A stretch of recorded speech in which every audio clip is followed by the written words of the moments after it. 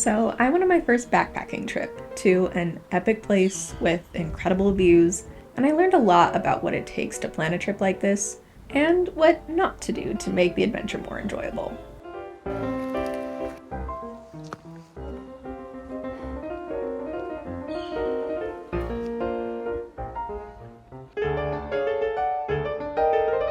Chase is all about the outdoors, so when he suggested that we go on a backpacking trip together, I wanted to go and experience what he spends so much of his time doing and enjoying. I'm a pretty stationary person, so I know before even going on this trip, I'd need to get outside more and increase my stamina. I needed to be bribed to do such things, so I usually brought my cat with me as a weight, but also as a little companion. Getting a little cranky. For the actual planning of the trip, Chase took care of everything. He picked the location and packed everything we would need for this adventure.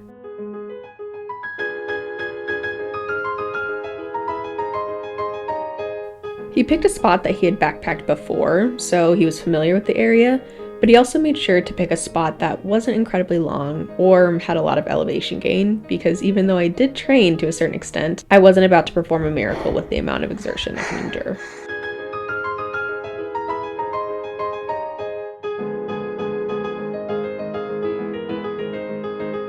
Chase is taking me on my first backpacking trip, and the road was very, very bumpy.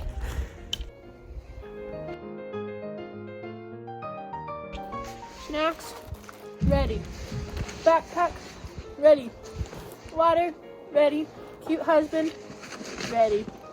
You look so cute with your matching poles. Onward. They're cool looking.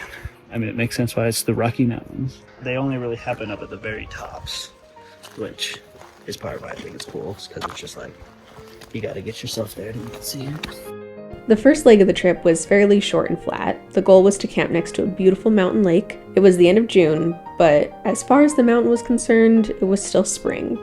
There was water everywhere, which was incredibly stunning, but also caused quite a bit of discomfort since it provided the ideal conditions for mosquitoes. I think I'm getting eaten by bugs. Die.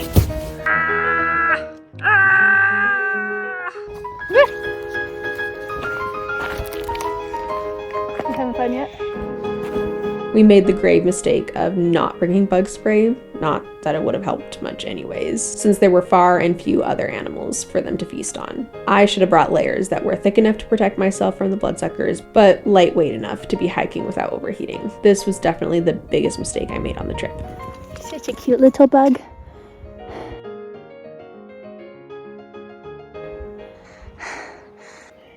You want to recreate Twilight? There are these like TikTokers that I would see their videos and they would backpack for like 3 months straight in the wilderness. And oh my gosh, I have so much respect for people who can do that. It's crazy.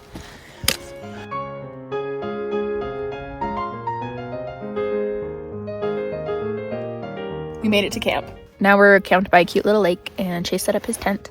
Right now I'm just setting up the blow-up mattress and my sleeping bag and having a little snacky snack. Feeling very successful for my first little backpacking hike trip. And Chase is fishing right now while I'm setting up.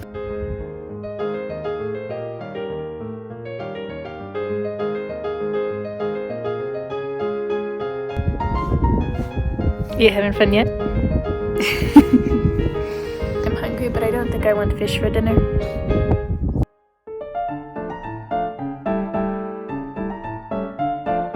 Good morning, world. I woke up with a mosquito bite on my face, so that's not good. But I heard weird stuff in the night. One was like either like a rock slide or some loud like popping noises, and then the other one was an owl cooing to his lady love.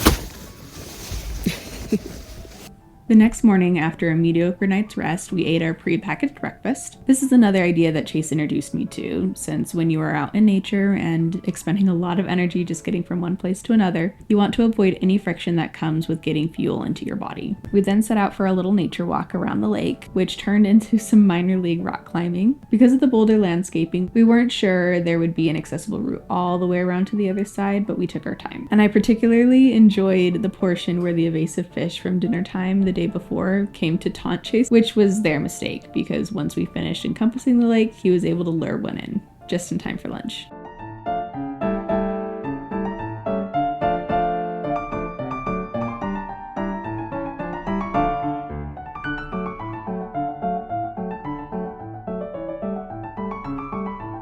Chase caught a fish.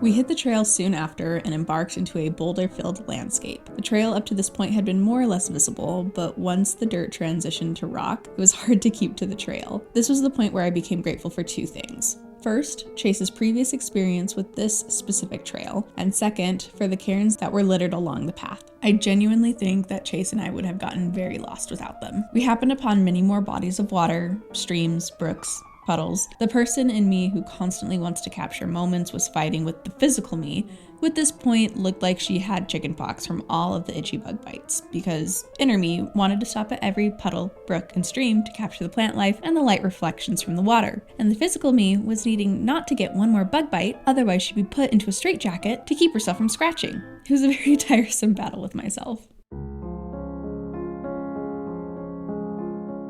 You having fun yet? Once we started our descent into our final destination, I understood fully why Chase wanted to share this place with me.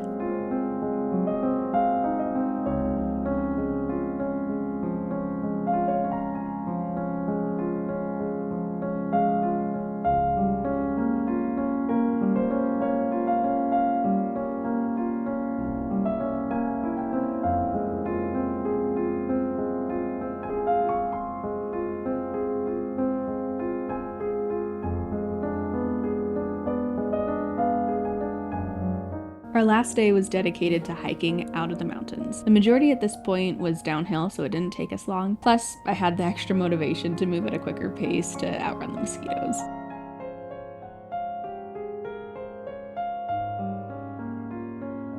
Some chapters ask you to work for every moment, while others invite you to rest. And the next chapter of my story is exactly that. A reunion by the lake where the pace slows down and the memories come easy. I'll see you there.